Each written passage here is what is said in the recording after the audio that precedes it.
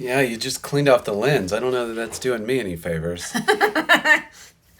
Well, I was looking pretty blurry, and it wasn't that like soft, smooth skin blur. It was like, "Are you a ghost?" sort of blur. Yeah. No, that's what I need is some definite "Are you a ghost?" filter.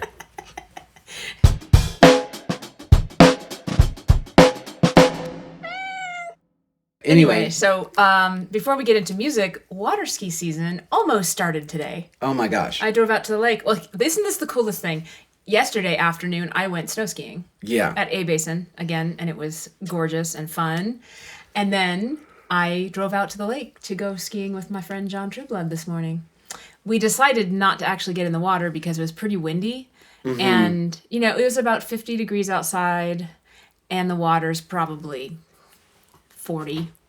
They Yeah. say that, like, at least in the water ski community, that if the water temperature and the air temperature add up to 100, it's warm. It's Oh, warm enough to ski. then you're comfortable, right? 50 water, 50 air.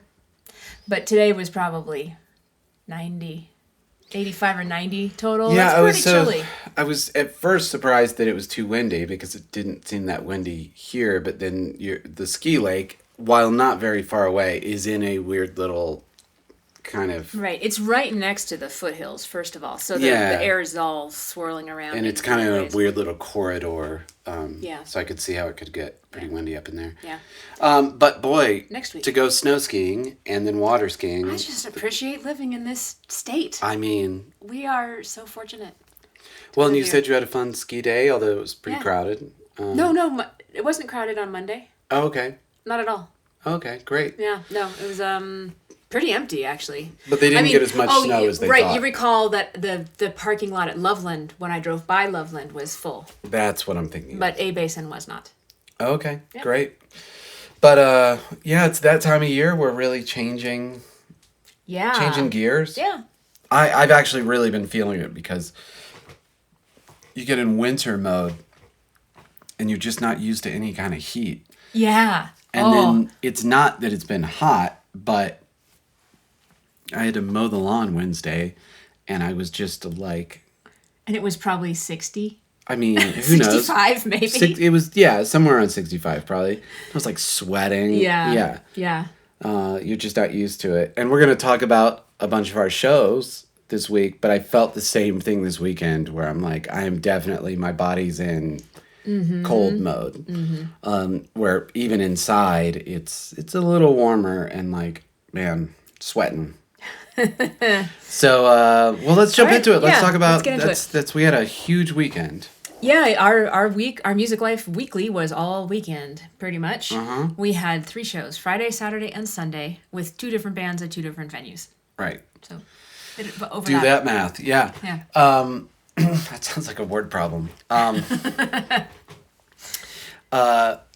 Anyway, the first show was in Colorado Springs at Boot Barn, which we've talked about a bunch of times. We've played there a bunch. And good show, you know.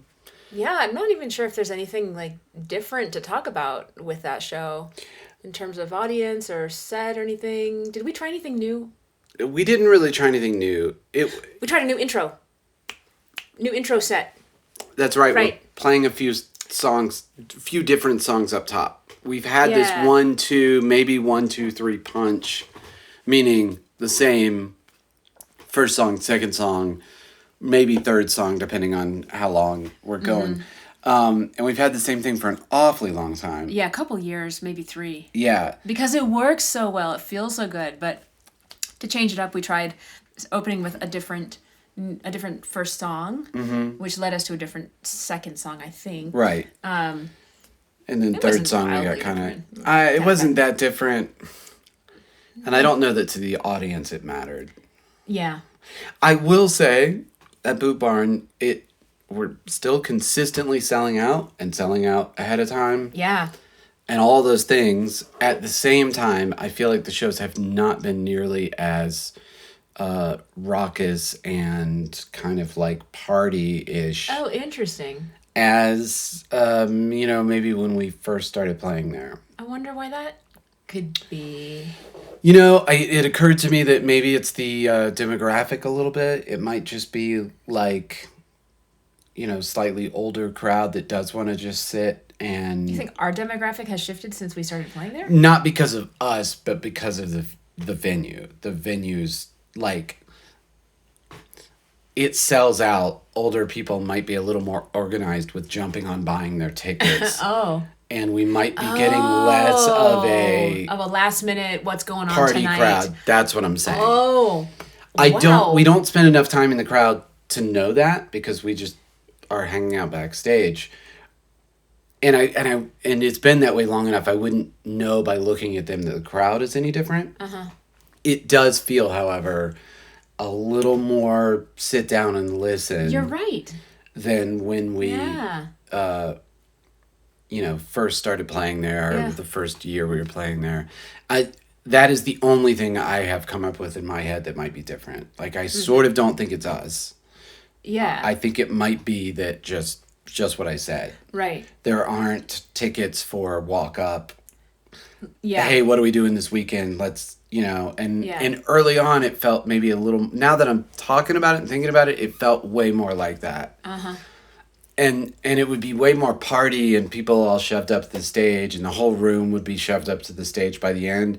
But it would be a lot of people that when we would go out and talk to people, they didn't necessarily come to see us or they didn't know what they were going to be getting. Mm-hmm. Now it feels a lot more like they know what they're going to be getting. Mm-hmm. Although, once again, I have to say, you do that great thing where you ask the audience who here has seen us before. Moment for people to make noise, who's never seen us before, and the never seen us before, it's usually bigger and that is great that we keep selling that venue out, and it seems to be not just the same exact people. Word just keeps spreading. That's how I guess it does. That's the only thing I noticed about Boot Barn was it just like we planned the set list for this weekend to be a little more party, right, a little more like this isn't a sit and listen. Right. And I wonder if Boot Barn might be just changing for us. Just kind of like we might be turning into a little bit of a different act there. A little bit. I mean, at the end of the day, if we sell the tickets, who cares? Well, yeah, I mean, sort of. I mean, at the same time, like, I always want to shoot for the best show possible because that's going to keep selling the tickets in the future. Oh, yeah. Obviously. But, if it does become a little bit of a different crowd, and we just kind of shoot for making the best show for that crowd. Mm-hmm. I'd be interested to go the other direction with it next time we do a Boot Barn set list and see like, do we maybe have time to do a little more? Huh. And just see if it changes anything. I mean, again, great cheers. Mm-hmm. People staying the whole time. It's not like people aren't dancing, but it used to be like one of those you're not going to get a word in edgewise crowds where this crowd just wants to party, and it does not seem like that's the same people. Yeah. So, anyway, that's my... That's quite the analysis. Quite the analysis. Right. Anything else about that show? No, not at all. Not at all. Cool. And then we were... Saturday night, we were at Nisi's. We've talked about that place a ton. Yep. And I think we mentioned last podcast that show was sold out. I don't know if we knew it was sold out then. I don't remember the thing, but it was... maybe not. The show was Saturday, and we were apparently sold out on the Monday before the show. Wow. So we were not even sold out with Walk Up. Like, you guys eked it out at the end of the day. Yeah, like, it was like pre-sales. And that's amazing because you said that venue it holds 550. That's crazy. That's their listed capacity. We've never done that well there. I mean, we've always done great. Yeah. And I think we've maybe hit three. I know we've hit 3. We've maybe hit 350. Yeah. And then all of a sudden this show was 550 apparently. What is going on? This is amazing. I mean, maybe it's a temporary bump in the sense that it's spring and maybe people are like, we've been cocooning for, the winter. Yeah. Although on the other hand, usually indoor winter shows sell better because people want to do stuff. But whatever it is, there does seem to be that was just seemed out of nowhere. Yeah. Yeah, it really did. I mean, I'm not even sure I posted about the show on Facebook. until it was sold out. I'm pretty sure I didn't. I don't know that we did any promo. Yeah. Although, gosh, you did do radio for Down in the Springs. Yeah. Yeah, before the Boot Barn show. Yeah, that was, I mean, it was a typical quick radio spot, you know, some softball questions that I answer with whatever I feel like I want to talk about. Right, yeah, of course. But the funny thing about this radio spot was there was something going on with the tech. So it's a call-in. A phoner, as we talked about. A phoner. Yeah. And there was a long delay on my voice and a short delay on Vic's voice. So he was hearing like check, like something pretty quick after his voice. Right. I was hearing like a 1.5, 2 second delay. So I'd say, hello, was like, that's how and long then it would hear take. It back. So I was trying, like, I mean, we tried a bunch of things. We tried starting the call again. And finally a guy was like, I can't hear it and I don't know where it's coming from. Can you still do the interview? And at first I said, no, I cannot talk. Hearing myself I mean, I don't know if you've ever tried, if you have an echo on Zoom, like it just like makes me stop. Yeah. So I just had to like turn part of my brain off and just barrel right through, hearing my voice coming back at me like 2 seconds delayed. And I made it with only one break where I had to be like, I just had to stop and like clear my head and be like, I'm sorry, gonna have to edit that out. I'll start over. Here we go. Right. And it was a pre-tape. Yeah. Not that they use tape anymore, but that's still... Yeah. It was going to air at 6 p.m. Yeah. While we were getting ready for the show. So yeah. But we recorded it at 10 a.m. Yeah. That's such a fun thing to do, and I'm glad it was you rather than me.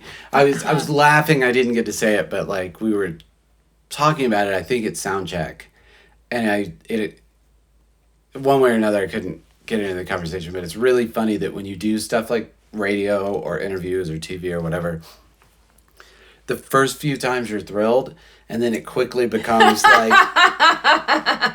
let's draw straws. No one wants to, like, at first it's like it's fun and exciting, and then I'm on the radio. It very quickly becomes like, I don't want to do it. Like, I mean, you always enjoy doing it and you enjoy people being interested, and that's great and stuff, but like it definitely becomes... Well, you've done hundreds of them. The shine wears off. Where you're like, I've probably only done fewer than 20 for sure. Yeah, I was going to... So it's not like I'm excited to do it, but I don't mind. It's just funny because, not too long ago, you guys, I don't know if it was the same show, but there was some Petty Nicks interview on the radio kind of promo thing, and it was like an all hands on deck, like just... Oh gosh, we got like the whole band on that. Yeah, and everybody, and then now it's like Vic just gets Adrian to do it, and he didn't even say anything. No one else knew it was even happening. It was just like, it's just so funny how that goes. It was exactly how it always goes. Yeah.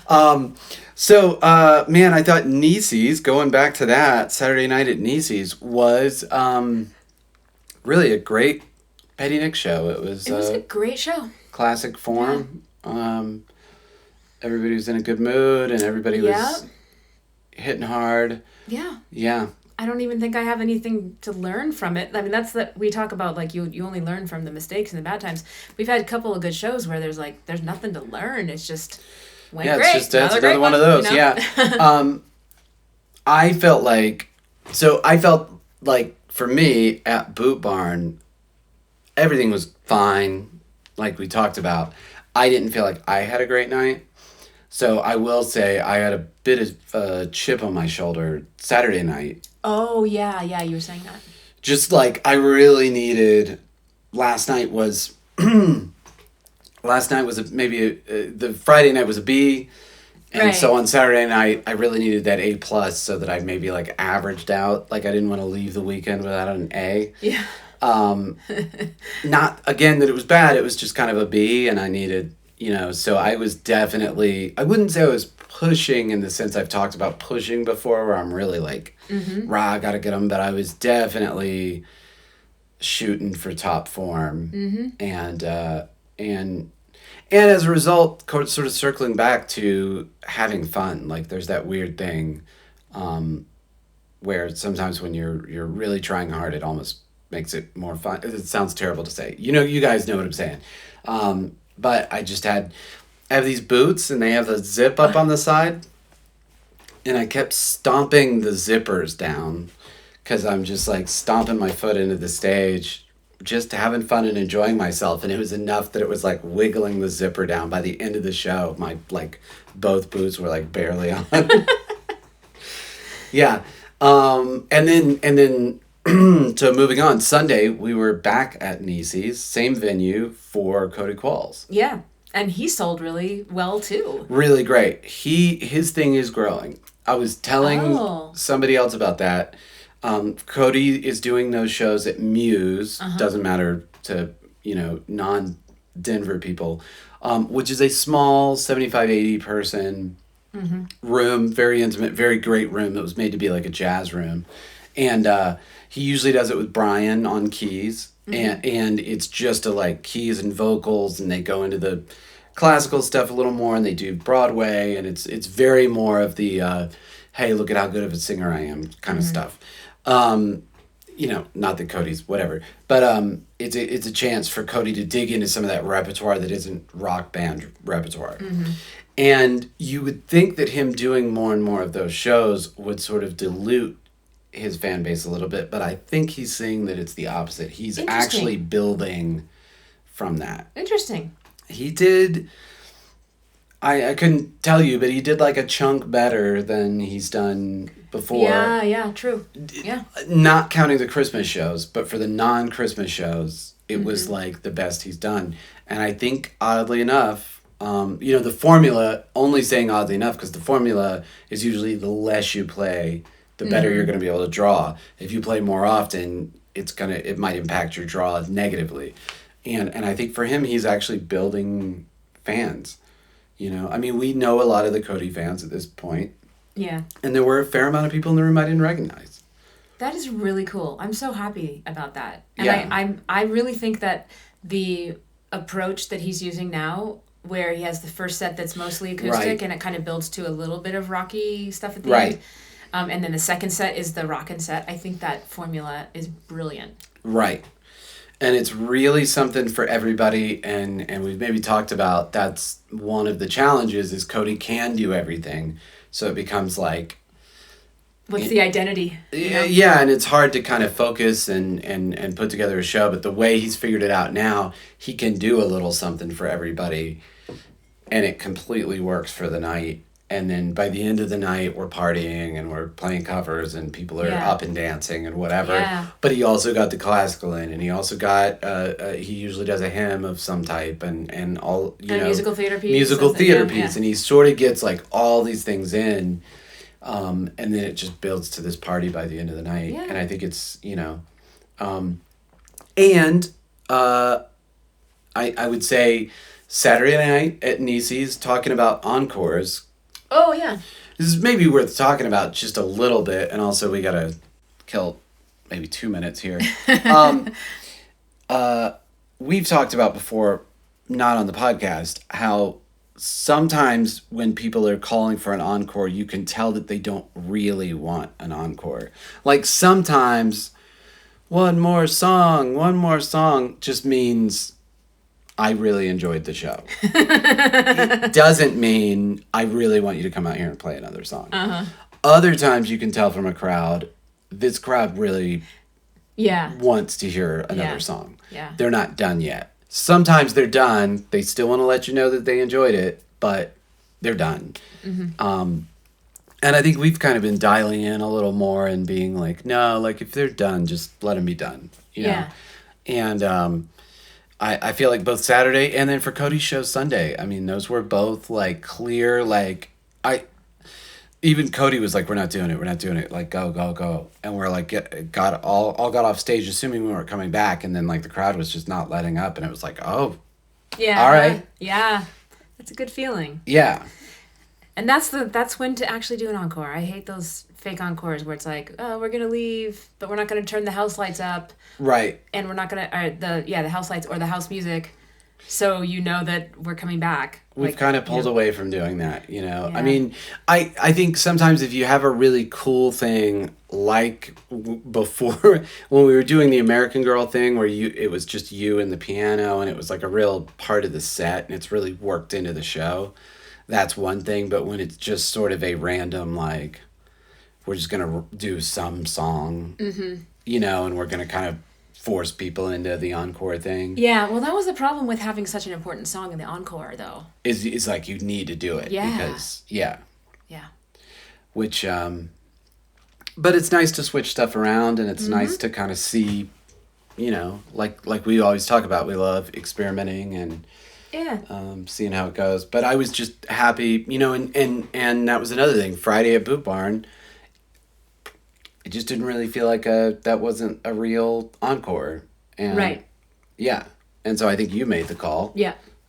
Quite literally. Quite literally, I called Maddie, who was standing next to the sound guy, Yeah. and said, "No encore, turn up the house lights, bring in house music right now." And Maddie is by now like the default video technician for Petty Nicks and runs all the video. And it wasn't bad and they were great, but like it was just kind of a like, no, they're satisfied. Yeah, I mean, it was a 3-hour show. Like, they got their fill. And it wasn't like they weren't clapping, but it wasn't a please, we desperately want you to come back. It was like a no, that was great. And so I think, you know, that's always fun. So, boy, how much fuller of ourselves could we get? Seriously.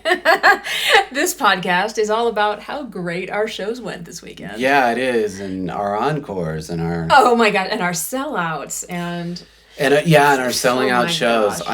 I know. Well, you know, it's making me feel good. They're not all going to be like this. No, of course not. But we had a fun weekend. Yeah. Worked hard for it, but we had a fun one. Yeah. And a few bumps in the road, but we got past them. And gosh, let's close this one down. So, as always, we are sponsored by the Chipotle by Nieces. And Performance I Voice and Music Studio. I didn't get to do the thing. You started with Chipotle by Nieces, though. Do you want to do that again? It was a red herring. No, it's fine. People can wait till next week for the... All right, guys. See ya. Thanks. Bye.